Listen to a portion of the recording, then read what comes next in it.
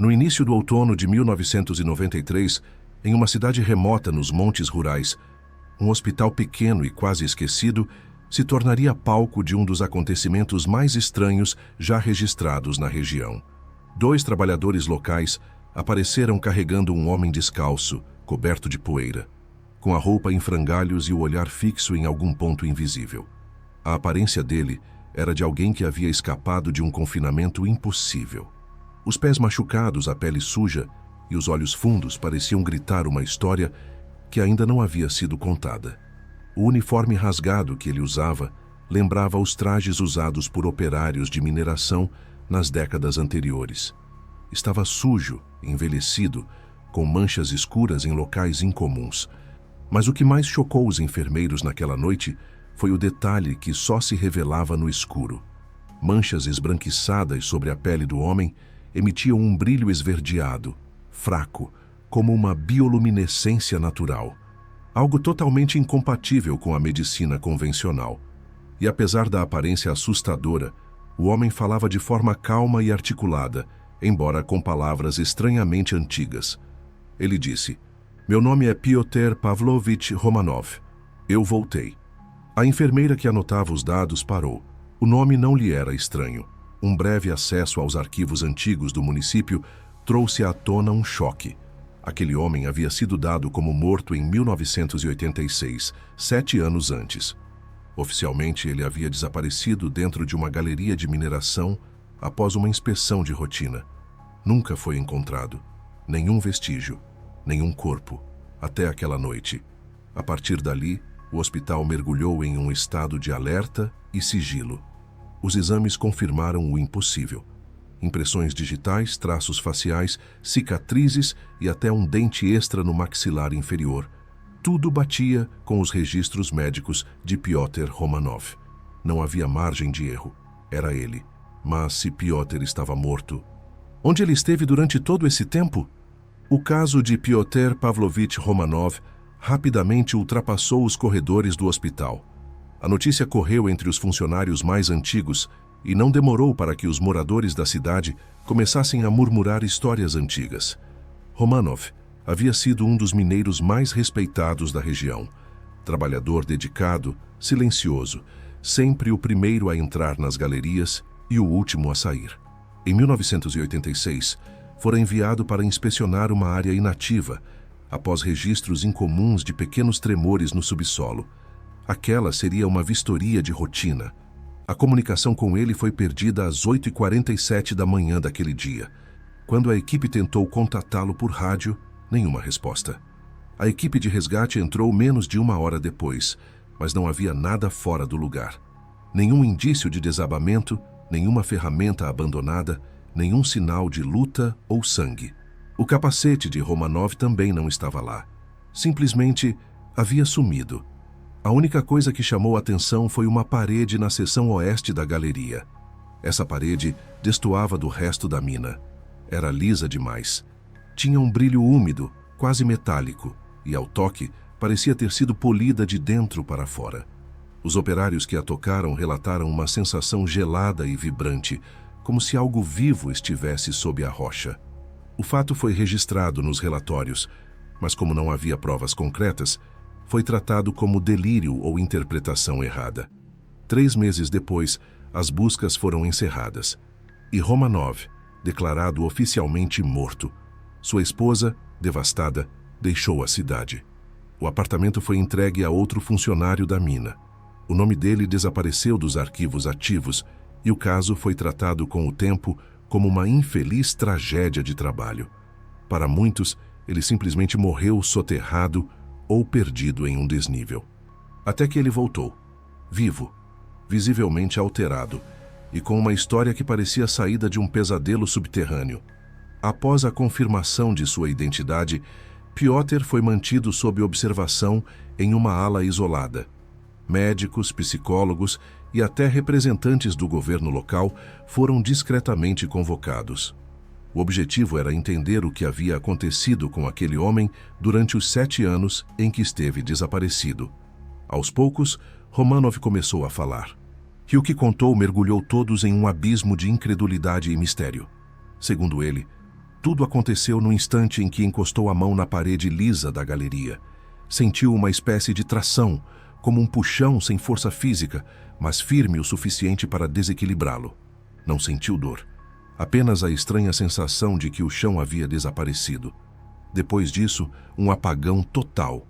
Quando recobrou os sentidos, estava deitado em uma câmara subterrânea completamente desconhecida, iluminada por luzes fracas, azuladas e verdes que emanavam das próprias paredes. Essas paredes, segundo ele, não pareciam feitas de pedra comum. Eram recobertas por estruturas semelhantes a fungos e líquens que emitiam uma bioluminescência suave e constante. O ar era quente, úmido, com cheiro de terra molhada e um leve zumbido permanente no fundo, quase como um som ambiente natural. Nos primeiros dias, ele vagava sem rumo, tentando entender onde estava, chamando por ajuda, batendo nas paredes. Mas não havia resposta, nenhuma saída, nenhum sinal de superfície. Foi então que começou a vê-los. Seres altos, de corpo esguio e pele clara, que brilhava fracamente no escuro. Tinham olhos pequenos e escuros, bocas finas, e não falavam. Apenas observavam, imóveis, como estátuas. Durante dias, ficaram apenas assistindo seus movimentos.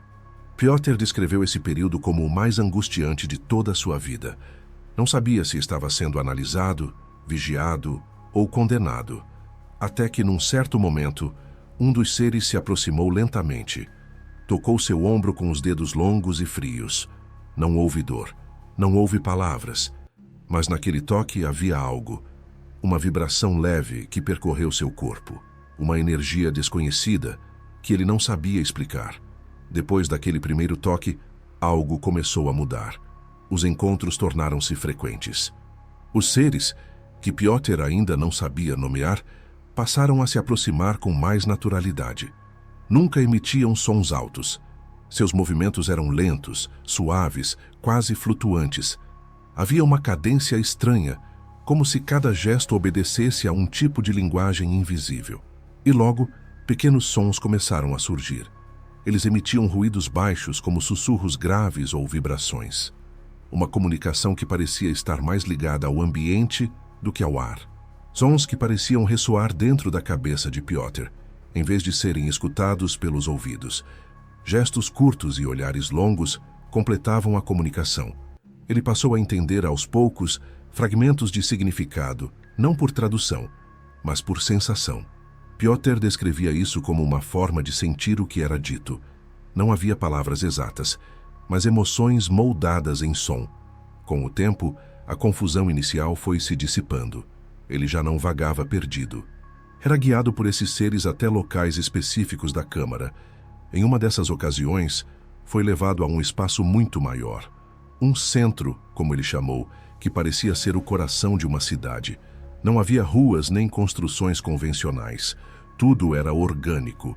Corredores moldados diretamente na rocha viva, salas curvas com paredes que respiravam, estruturas que cresciam naturalmente como colmeias, cascas ou raízes. O ambiente todo era úmido, quente, silencioso. A luz vinha dos próprios fungos e organismos. Nada ali parecia ter sido construído com ferramentas. Era tudo vivo. Ali foi-lhe mostrado o modo de vida daquele povo estranho. Eles não pareciam ter líderes. Não havia gritos, nem pressa, nem correria. Cada um parecia saber o que fazer. Havia áreas para descanso, áreas para alimentação, espaços para cultivo de musgos, fungos e líquens. Tudo em silêncio. Tudo em harmonia.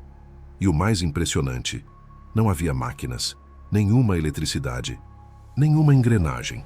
A energia vinha da própria vida que florescia naquele mundo escondido abaixo da terra. A adaptação de Piotr àquela realidade subterrânea foi lenta, mas inevitável. Os dias, que não eram mais contados pelo nascer e pôr do sol, seguiam um ciclo próprio. A luz difusa das paredes pulsava em intensidades diferentes, e ele começou a entender que aquilo marcava o ritmo da comunidade. Descanso, trabalho, silêncio. Ele já não sentia fome como antes, nem sono nos horários habituais. O corpo parecia estar sendo moldado para aquela nova realidade. Os alimentos oferecidos eram estranhos, mas funcionais. uma pasta gelatinosa translúcida, de sabor neutro, que ele descobriu ser produzida por vermes gigantes que viviam em túneis paralelos ao sistema da cidade. Esses seres se alimentavam de restos vegetais, pó mineral e matéria orgânica em decomposição. Piotr, em pouco tempo, foi designado para cuidar deles. Limpava os túneis, ajudava a coletar a pasta nutritiva e a transportá-la para os depósitos centrais, sempre em silêncio, sempre sob o olhar dos seres. Aos poucos, o que antes era vigilância passou a parecer aceitação. Ele já não era tratado como um estranho. Era apenas mais um entre eles. Não havia comando nem ordens. Ele apenas sabia o que fazer. Uma harmonia tácita regia todos os passos. As áreas de descanso eram formadas por plataformas cobertas com musgos espessos e aquecidos. O aroma era terroso, suave, e induzia o sono com facilidade. Os sonhos se tornaram diferentes. Piotr passou a ter visões vívidas, padrões de luz, vibrações, símbolos. Às vezes acordava com frases estranhas na mente, sons que não conseguia repetir em voz alta, mas que pareciam ter sentido quando dormia. Foi nesse estado de integração que percebeu estar mudando. A língua russa começou a lhe escapar. Palavras simples pareciam distantes. Sua mente operava cada vez mais no idioma vibracional daqueles seres, como se estivesse trocando de frequência. Começou a esquecer datas, nomes, memórias da superfície. Ele dizia que não havia dor nessa transição, mas havia algo muito mais profundo, a sensação de estar deixando de ser humano. Com o tempo, Piotr passou a se referir aos seres como gente de dentro. Não era uma escolha racional, mas instintiva. Era como se aquela comunidade subterrânea fosse parte viva do mundo, conectada diretamente ao corpo da Terra, e não uma sociedade separada, como a humana. Eles não se viam como indivíduos distintos. Tudo ali era parte de um único organismo. Não existiam nomes, documentos, datas de nascimento ou morte. Não havia registro, apenas a continuidade. Piotr começou a notar também que naquele lugar não se falava em fim. Não existia a palavra morte. Os seres mais fracos ou doentes eram levados a um tipo especial de leito de musgo. E, segundo ele, seus corpos aos poucos se integravam à terra, sem dor, sem cerimônia. Desapareciam e davam origem a novos organismos, fungos, líquens, formas luminosas que cresciam das suas próprias cinzas. Era um ciclo fechado, vivo e totalmente consciente. E foi nesse contexto que ele conheceu Vera. Vera não era como os outros. Não porque tivesse um corpo diferente. Ela também era alta, de pele brilhante, esguia e silenciosa. Mas havia algo mais profundo nela. Um afastamento, uma intensidade. Vera não participava das atividades rotineiras, não cultivava fungos, não cuidava de vermes. Vivia isolada em um domo orgânico, protegido por dobras naturais da pedra. Lá dentro, a temperatura era diferente, a luz mais suave, o ar mais leve. Eles não conversavam, mas compartilhavam silêncios. Vera oferecia a ele um espaço acolhedor. E aos poucos, a convivência se transformou em conexão. Piotr passou a entender por sensações que ela era diferente dos outros por não poder gerar. Estéril. Isso, naquele ciclo fechado, era como um desequilíbrio. Mas ela não era rejeitada. Era respeitada, preservada. Ele começou a ajudá-la a cultivar fungos ornamentais, formas vivas e coloridas que reagiam ao ambiente, mudando de forma e cor de acordo com as emoções que flutuavam ali dentro. Era como viver dentro de uma pintura viva, onde cada parede pulsava sentimentos. E foi ali, nesse silêncio compartilhado, que Piotr encontrou algo parecido com paz. A convivência com Vera se aprofundou ao longo de ciclos que Piotr não conseguia mais contar com precisão. Ele acreditava que havia passado o equivalente a 1 ano ao lado dela. Nesse tempo, observara os fungos ornamentais mudarem de cor como folhas em estações, vermelhos opacos, verdes fluorescentes, azuis intensos. Um dia, ao retornar ao domo, encontrou um presente deixado por Vera, um fungo de cor azul profunda, que crescia em espiral e exalava um aroma doce, como resina com flores silvestres. Ele o plantou ao lado da entrada de sua morada e disse que era o primeiro elemento ali que sentia como verdadeiramente seu. Mas enquanto os dias avançavam, mudanças começaram a acontecer, não só no ambiente, mas nele mesmo. Sua pele começou a desenvolver padrões. As manchas esverdeadas cresceram, formando redes finas como raízes sob a pele. Em ambientes escuros, seu corpo brilhava com uma luz fraca, constante. Sua digestão se alterou. Comida comum causava náusea. Apenas a pasta dos vermes era tolerada. As unhas tornaram-se translúcidas. Os dentes começaram a cair. No lugar deles, surgiam placas lisas, duras, semelhantes a ossos polidos. Os cabelos rareavam. O corpo se transformava, silenciosamente. E, pior que tudo, a mente também.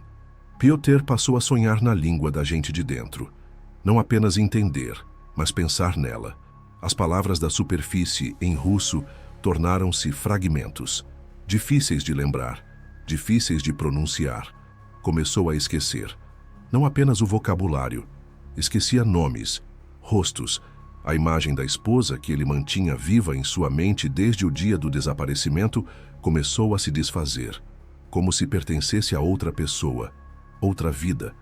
Ele dizia que era como assistir a si mesmo desaparecendo.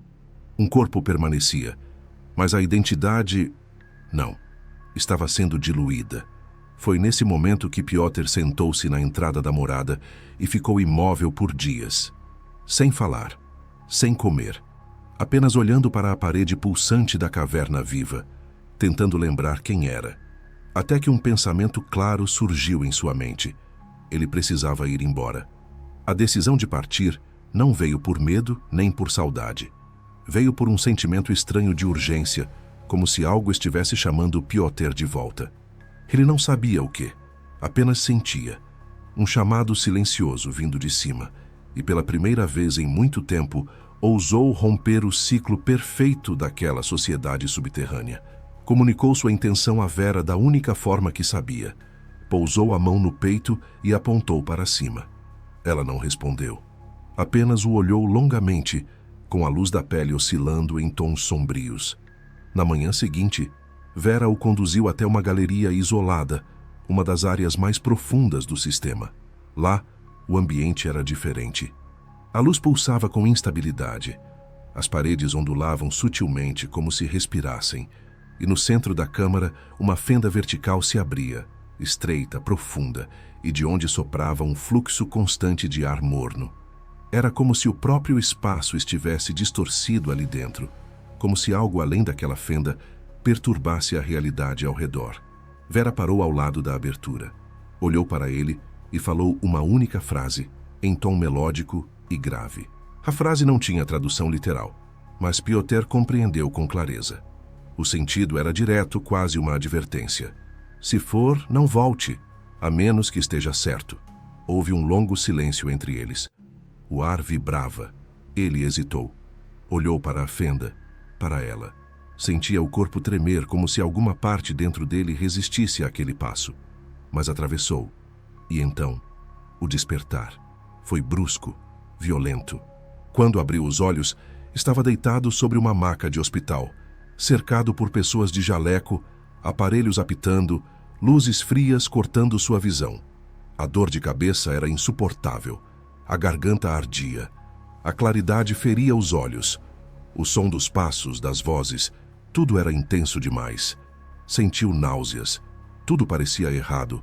Apagou novamente. Quando voltou a si, exames já estavam em andamento. Detectaram níveis alterados de fósforo. A pele emitia uma bioemissão constante. Sua flora intestinal estava ausente. Nenhum alimento comum era tolerado. A água potável causava ânsia. Dormia mal. E nos breves momentos de sono, murmurava frases incompreensíveis. Uma língua que ninguém reconhecia.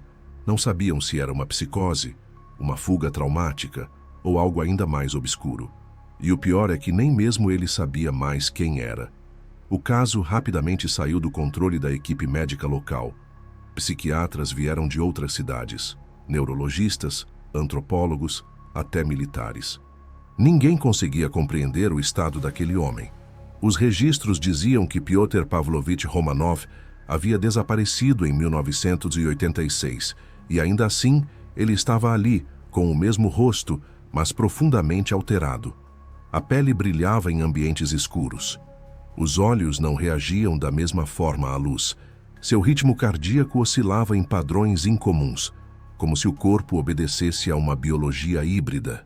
O hospital começou a registrar falhas elétricas em setores próximos ao quarto de Romanov. Luzes piscavam. Sensores paravam de funcionar. Baterias descarregavam mais rápido. Ninguém fazia associação direta, mas os mais sensíveis começaram a evitar aquele corredor. A enfermeira que o encontrou em um dos acessos externos relatou algo curioso: a sensação de estar sendo observada mesmo quando ele dormia. A aura ao redor do quarto era diferente, pesada, quente, como o fundo de uma caverna viva. Certa noite, um homem misterioso apareceu no hospital. Não carregava identificação clara. Apenas um envelope com documentos antigos, alguns datados de 1986, com fotos e relatórios do desaparecimento de Piotr. Conversou com a direção, pediu acesso restrito e ficou trancado com Romanov por 6 horas. O conteúdo da conversa jamais foi revelado. Mas, após o encontro, recomendou sua transferência imediata para uma clínica psiquiátrica isolada, fora da cidade. Alegava razões de segurança. Romanov recusou. Disse apenas que precisava de ar. Pediu para caminhar. Saiu com um casaco emprestado do hospital, sem qualquer plano aparente, e nunca mais foi visto. Na manhã seguinte, uma enfermeira encontrou pegadas finas seguindo rumo às montanhas. Eram pegadas incomuns, longas, descalças, com marcas finas nas laterais, como se os pés fossem mais estreitos e lisos. As pegadas desapareciam subitamente em um trecho de solo úmido, como se o corpo tivesse sido absorvido. A antiga galeria onde Piotr desapareceu em 1986 foi reaberta anos depois por geólogos. Detectaram anomalias profundas, zonas de calor instável, áreas de radiação suave e inexplicável e deslocamentos sutis de umidade em rochas densas. A caverna foi selada novamente e virou objeto de estudo secreto. Nos arquivos do hospital, apenas uma coisa foi deixada sobre sua cama: uma pequena placa de pedra viva com fungos secos ainda grudados. Escrito em carvão, lia-se uma mensagem curta, mas profunda. Eu fui para onde há silêncio. Lá, eu sou vivo. Aqui, sou sombra. Não me procurem. Abaixo de nós, não há vazio. Depois do sumiço definitivo de Piotr, o caso entrou em um limbo entre o mistério e a negação. Oficiais tentaram apagar os rastros do ocorrido. O prontuário foi arquivado como condição psiquiátrica grave com histórico de desaparecimento. O nome Romanov sumiu dos registros públicos, mas os funcionários mais antigos do hospital nunca esqueceram o que viram. Nem os olhos de Piotr, nem o brilho de sua pele no escuro, nem o silêncio que parecia grudar nas paredes depois que ele se foi. Alguns juram que ainda escutam ruídos incomuns vindo da ala onde ele ficou internado. Sussurros, estalos metálicos, como se algo se movesse entre os tubos das paredes. Outros relatam sonhos com paisagens subterrâneas, domos vivos e musgos luminosos. Uma enfermeira aposentada contou que, anos após o desaparecimento, começou a desenhar compulsivamente espirais azuis, idênticas ao fungo descrito por Romanov, sem saber por quê, sem lembrar de ter lido ou ouvido nada a respeito. Geólogos locais, intrigados pelas anomalias detectadas na região da mina, voltaram anos depois com equipamentos mais modernos. O que encontraram foi ainda mais inquietante. Padrões de calor que se moviam lentamente sob a rocha, como se algo respirasse abaixo da superfície. Fragmentos de material desconhecido foram recolhidos, mas desapareceram misteriosamente dias depois, sem deixar rastros nos laboratórios. Uma teoria começou a circular entre os mais ousados: a existência de uma biosfera subterrânea autônoma, talvez milenar, habitada por uma forma de vida inteligente desconhecida. algo que evoluiu longe da luz do sol, uma civilização oculta que nunca emergiu, exceto por uma falha. Um toque em uma parede lisa, um instante de conexão. Alguns acreditam que Piotr não foi o único, que há outros desaparecidos em minas, cavernas, fendas geológicas, todos levados para baixo, e que de tempos em tempos alguém retorna. Não como antes, mas como um eco, um fragmento, uma ponte entre dois mundos. E você, ainda acha que abaixo de nós só há pedra e escuridão? Talvez, no silêncio absoluto da Terra, esteja escondido o maior segredo da humanidade. Meses após o desaparecimento de Piotr, um grupo independente de pesquisadores decidiu explorar a região da antiga galeria. Movidos pela curiosidade e pelo número crescente de relatos estranhos nos arredores, levaram equipamentos de ponta, sensores de campo magnético, sondas térmicas e drones de inspeção. Não contavam com a resistência silenciosa da própria montanha. A cada tentativa de penetração mais profunda, os drones perdiam sinal. As baterias esgotavam-se sem explicação. Câmeras ficavam inutilizadas por estática incomum. Mas um dos pesquisadores, um geofísico chamado Mikhail Orlov, fez um relato que jamais foi publicado oficialmente. Ele disse ter visto por frações de segundos uma estrutura viva se mover sob a rocha. Não era uma ilusão de ótica. Era como se a pedra ondulasse, respirasse, formando contornos que lembravam colmeias e costelas orgânicas. Não havia barulho, apenas um leve zumbido grave que se intensificava quanto mais fundo eles avançavam. Mikhail abandonou a expedição e desapareceu meses depois. As histórias começaram a se espalhar por vilarejos próximos. Diziam que em noites de silêncio absoluto podiam-se ouvir ruídos subterrâneos, como passos longos e lentos. Outros falavam de luzes verdes surgindo em clareiras sem fonte visível. Há quem jure ter visto silhuetas altas caminhando na neblina, sempre em direção às montanhas, sempre caladas. Eram chamados pelos locais de os que voltam. Crianças da região passaram a desenhar figuras alongadas, de pele brilhante e olhos pequenos. Quando perguntadas sobre as imagens, respondiam com naturalidade: eles vêm de baixo, eles cuidam da gente dormindo. Psicólogos locais tentaram investigar, mas não encontraram sinais de manipulação ou trauma. Era como se as crianças apenas soubessem, como se compartilhassem inconscientemente de uma memória coletiva. Com o tempo, o acesso à mina foi cercado por barreiras improvisadas. Mas isso não impediu curiosos e aventureiros de tentar entrar. Um por um, desapareceram. E quando encontrados, se ainda vivos, estavam em estado catatônico, incapazes de explicar o que viram ou sentiam. Apenas balbuciavam palavras sem sentido, frases em línguas que ninguém reconhecia. E sempre, sempre com o olhar fixo para o chão, como se tivessem deixado algo lá, ou como se ainda estivessem ouvindo o chamado. Com o passar dos anos, documentos confidenciais começaram a vazar na internet profunda. Relatórios antigos, registros médicos, fotos granuladas. Neles, imagens de placas retiradas da mina selada, recobertas por fungos secos e inscrições orgânicas que pulsavam sob luz ultravioleta. Alguns símbolos se repetiam, lembrando espirais, redes e formas celulares. Especialistas não conseguiam classificá-los como linguagem, mas também não eram aleatórios. Havia padrão, havia intenção. Um linguista russo aposentado, após estudar essas imagens, afirmou com convicção: isso não é uma escrita, é memória condensada. Ele acreditava que os símbolos não comunicavam palavras, mas sensações, eventos, lembranças, como se fossem fragmentos de uma consciência coletiva armazenada na própria estrutura biológica da cidade subterrânea. Isso coincidia com os relatos de Romanov, que dizia não pensar mais com palavras, mas com sentimentos modulados. O que mais intrigava os cientistas era o material dos fungos colhidos. Não se encaixava em nenhuma classificação do reino vegetal, fúngico ou bacteriano.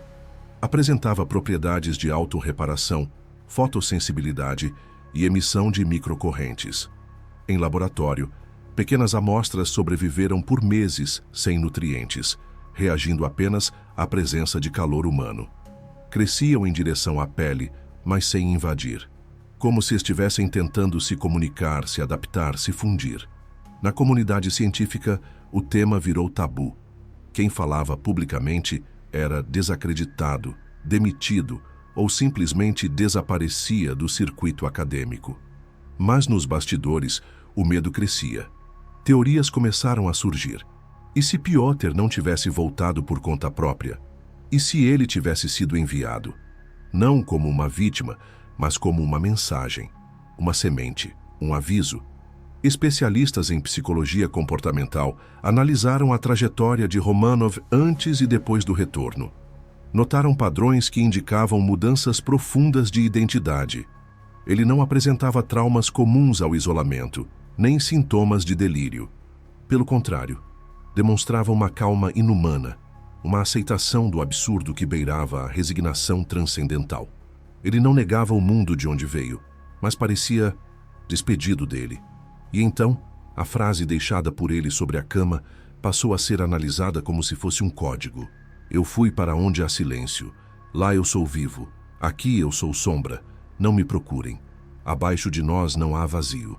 Alguns estudiosos começaram a tratar o caso Romanov como a maior anomalia antropobiológica registrada no século. Mas havia um grupo muito mais silencioso e perigoso observando. Agências de segurança. Documentos classificados indicam que setores de inteligência da Rússia, China e até dos Estados Unidos passaram a monitorar discretamente a região dos montes rurais. Satélites foram realocados. Drones não identificados sobrevoaram as montanhas. E, segundo moradores, veículos militares não marcados circularam à noite.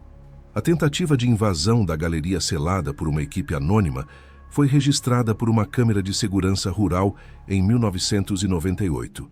7 pessoas desceram com lanternas e equipamentos pesados. Apenas uma voltou. Corria descalça, suja, com o rosto coberto de arranhões. Ela não falava nada. Apenas chorava e desenhava espirais no chão com o dedo. No hospital, permaneceu em silêncio por meses. E quando finalmente falou, disse apenas: "Ele está lá, mas não é mais ele." Isso acendeu uma teoria sombria. E se Romanov tivesse sido transformado por completo? E se ele não tivesse voltado sozinho? A dúvida atormentava os poucos que ainda ousavam estudar o caso. Uma carta escrita por um pesquisador clandestino, encontrada anos depois em uma cabana abandonada, dizia: "Ele é um emissário, um primeiro passo, uma ponte biológica entre mundos. Aquilo que existe sob nossos pés está acordando." E essa frase levou a comunidade conspiratória à loucura. Surgiram canais, fóruns e vídeos sugerindo que não se tratava apenas de um caso isolado, que Piotr poderia ser o primeiro de muitos, que a cidade subterrânea era parte de um ecossistema muito maior, talvez global. Relatos antigos de civilizações que desapareciam em cavernas, povos que falavam de deuses da rocha, culturas que descreviam túneis vivos e passagens de almas. Entre os documentos não classificados, um mapa chamou a atenção. Ele traçava uma rede de supostos portais orgânicos em regiões remotas do planeta. Andes, Himalaia, Etiópia, montes rurais e até a Serra do Roncador, no Brasil. Todos com padrões geológicos semelhantes, instabilidade magnética, calor subterrâneo constante e sons de origem desconhecida. O que antes era uma simples lenda de mineiro começou a se transformar em algo muito maior, um alerta ancestral. Com o tempo, Piotr Romanov deixou de ser apenas um nome nos arquivos de um hospital isolado. Ele se tornou símbolo de algo que a humanidade sempre temeu: o desconhecido que habita embaixo dos nossos pés. A galeria onde desapareceu passou a ser cercada, mas não oficialmente. Não havia registro público de interdições, mas moradores da região relatavam a presença de homens armados e sensores térmicos instalados entre as rochas. Nenhum governo assumia a responsabilidade. Documentos vazados de forma anônima sugerem que algo ainda mais alarmante começou a ocorrer: alterações ambientais em torno da antiga mina. Musgos desconhecidos surgiram nos arredores crescendo em áreas onde nada antes florescia. Sons graves, quase imperceptíveis, foram captados por equipamentos de sismologia, mas não associados a nenhuma atividade sísmica comum. O padrão dos ruídos era cíclico, como se algo estivesse respirando sob a terra. Cientistas independentes que tentaram analisar essas alterações enfrentaram dificuldades inexplicáveis. Equipamentos deixavam de funcionar. Amostras biológicas apodreciam em poucas horas. Câmeras captavam imagens distorcidas. Um dos estudiosos desapareceu após relatar em uma entrevista que estava ouvindo sussurros quando se aproximava da encosta. O clima ao redor da montanha parecia mais úmido, pesado, como se o ar estivesse mudando de densidade. Foi então que algo ainda mais estranho começou a circular pela internet. Vídeos supostamente captados por exploradores noturnos, mostrando luzes esverdeadas saindo de fissuras no solo. Em um dos vídeos, uma figura esguia, translúcida, aparece entre as árvores. O vídeo tem poucos segundos, mas é suficiente para causar arrepios. A criatura se move em silêncio, com fluidez anormal, até desaparecer entre a neblina. Grupos de conspiracionistas começaram a afirmar que não se tratava de alucinações ou mitos. Eles diziam que os gente de dentro estavam ascendendo, subindo à superfície em ciclos, e que Romanov teria sido apenas o primeiro contato bem-sucedido. Segundo essa teoria, não havia intenção de invasão, mas de fusão. Um experimento de simbiose. A pergunta que pairava no ar era perturbadora. Quantos mais já teriam cruzado a fenda? E nunca voltado? Enquanto teorias proliferavam pela internet e estudiosos trocavam mensagens codificadas entre si, um novo elemento surgiu que mudou tudo. Uma criança de 8 anos, moradora de um vilarejo próximo à antiga mina, começou a apresentar sintomas semelhantes aos descritos no relatório médico de Romanov. Manchas bioluminescentes na pele, alterações na estrutura das unhas e comportamento incomum durante o sono. A garota falava em línguas desconhecidas enquanto dormia, e ao acordar, desenhava espirais e formas geométricas nas paredes de seu quarto. O caso atraiu a atenção imediata de autoridades, que rapidamente isolaram a residência da família e transferiram a menina para um centro médico militar. Nenhuma informação oficial foi divulgada, mas a mãe da criança, em uma transmissão ao vivo feita antes de seu desaparecimento, revelou algo inquietante. A filha havia encontrado uma pedra viva, perto de um riacho, que vibrava e emitia um som baixo como o ronco de um animal dormindo. A gravação viralizou em fóruns secretos e redes fechadas. Para muitos, era a prova de que os gente de dentro estavam iniciando algum tipo de contato ativo. Não mais por acidente, mas por escolha. E esse contato não estava restrito a Romanov. Outros podiam estar sendo observados, tocados, modificados ou chamados. Durante uma escavação de rotina, geólogos identificaram uma câmara subterrânea parcialmente desmoronada, exatamente no ponto onde Piotr teria desaparecido em 1986. O local não constava em mapas anteriores. O solo ao redor da entrada tinha textura diferente, e uma das paredes internas possuía inscrições parecidas com as pedras deixadas por Romanov. Ao tentarem abrir um caminho, os operários relataram sentir uma pressão crescente nos ouvidos, náuseas intensas e zumbidos constantes. O trabalho foi interrompido por recomendação médica. Poucos dias depois, uma equipe enviada para investigar não retornou. O desaparecimento da equipe causou comoção entre os moradores da região. O boato se espalhou rapidamente. Algo havia sido despertado. Pessoas relatavam sonhos estranhos, sempre com as mesmas imagens. Túneis cobertos de musgo, olhos brilhando na escuridão e um som grave, ritmado, que pareciam vir do interior da terra. Agricultores disseram ter visto formas se movendo nos campos durante a noite, silhuetas altas e alongadas, que desapareciam assim que eram iluminadas. Na cidade mais próxima, os casos de sonambulismo aumentaram drasticamente. Crianças começaram a desenhar símbolos em paredes e cadernos escolares, sem saber explicar de onde vinham aquelas formas. Especialistas em línguas antigas tentaram decifrar os desenhos, mas não encontraram paralelos em nenhum idioma conhecido. Mesmo assim, os traços mostravam uma coerência interna assustadora, como se formassem uma linguagem simbólica estruturada. Autoridades tentaram silenciar os relatos. Médicos foram proibidos de falar publicamente, e jornalistas locais desapareceram após tentar investigar a mina. Mas um dos geólogos que escapou do desmoronamento fez um vídeo gravado às pressas, divulgado de forma anônima. Nele, dizia que havia visto uma estrutura viva respirando sob a terra. Uma parede pulsante, coberta de fungos que mudavam de cor conforme a luz era direcionada. Disse que uma das criaturas se moveu diante deles, mas ninguém teve tempo de filmar. O som que produziu não era um grito nem um rugido. Era um lamento. Um lamento longo, profundo, que parecia vir do fundo de tudo. Esse homem nunca mais foi visto após a publicação do vídeo. Especialistas em comportamento humano começaram a teorizar que Piotr Romanov não foi apenas uma exceção, mas o primeiro de muitos, um sinal, uma ponte, e que os gente de dentro estavam há muito observando o mundo da superfície, esperando pelo momento certo. O que restava saber era o que exatamente estavam esperando. Enquanto as autoridades se afundavam em silêncio e as estranhas ocorrências se intensificavam, algo ainda mais perturbador começou a acontecer. Sinais de alteração no solo começaram a ser registrados em outras partes do país.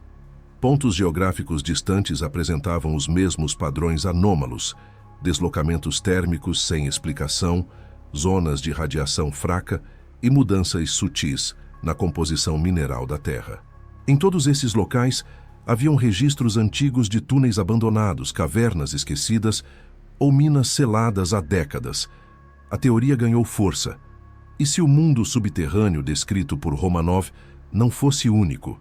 E se existissem diversas entradas para essas cidades ocultas, conectadas por um sistema que escapava à nossa compreensão? Um arqueólogo independente, apaixonado por estruturas pré-históricas, revelou em um fórum restrito que existiam lendas indígenas antigas sobre os que vivem abaixo, entidades silenciosas que podiam moldar a terra e apagar memórias humanas com o toque. Essas lendas mencionavam o silêncio que respira, uma presença invisível que se manifestava nos momentos em que o mundo estava em desequilíbrio. Os registros indicavam que essas entidades não invadiam, não guerreavam, apenas surgiam, agiam e desapareciam quando julgavam necessário. Era como se obedecessem a um ciclo próprio de observação e correção. Enquanto isso, no hospital onde Romanov fora internado, médicos passaram a relatar o surgimento de uma planta desconhecida em uma das salas que ele havia usado. Crescia direto do piso de concreto, rompendo camadas sólidas com delicadeza. Emitia uma luz azulada fraca e, ao ser tocada, liberava um som baixo, quase como uma nota de harpa distante. O material foi coletado e enviado a um laboratório, mas antes da análise ser concluída, o prédio foi lacrado por uma divisão especial do governo. Ninguém teve acesso desde então.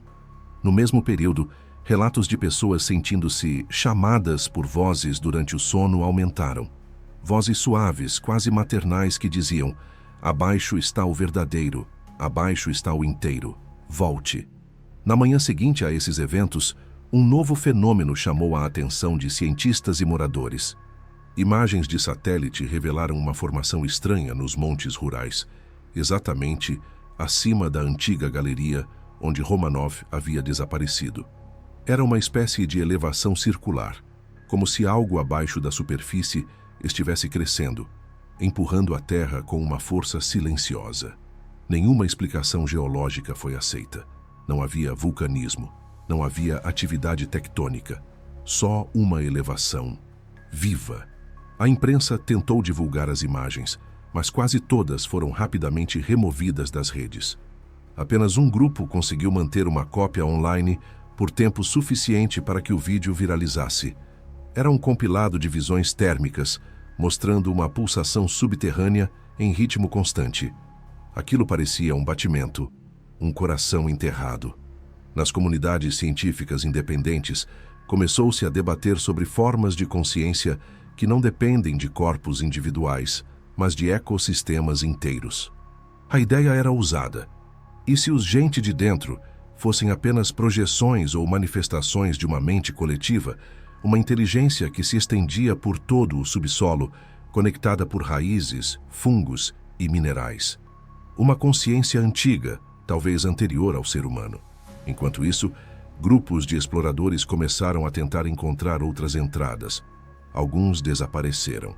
Outros retornaram alterados, com amnésia, perda de memória de curto prazo, ou com alterações comportamentais que os tornavam incapazes de falar sobre o que haviam visto.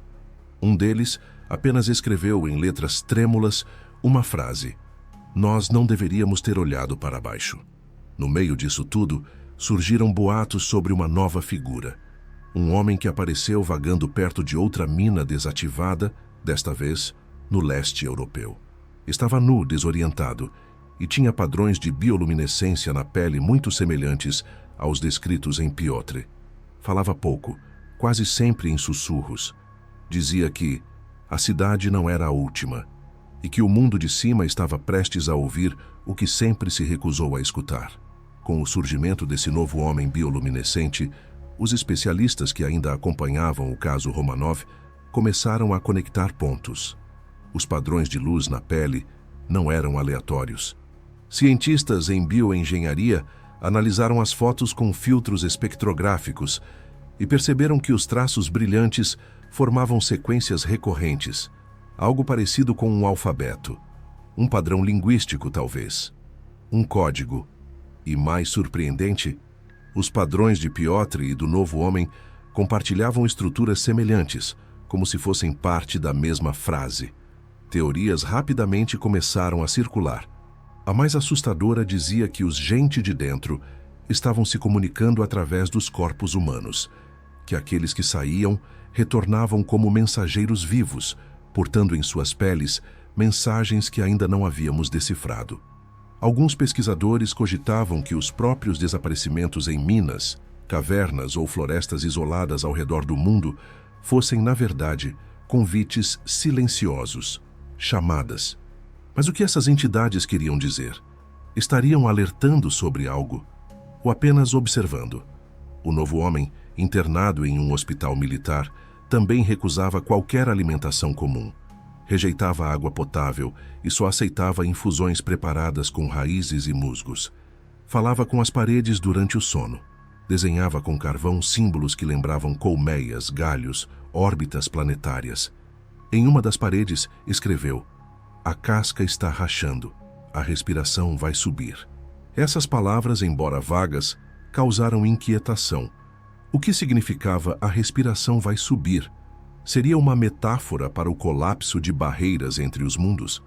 Ou o prenúncio de uma ruptura física entre a superfície e os domínios subterrâneos?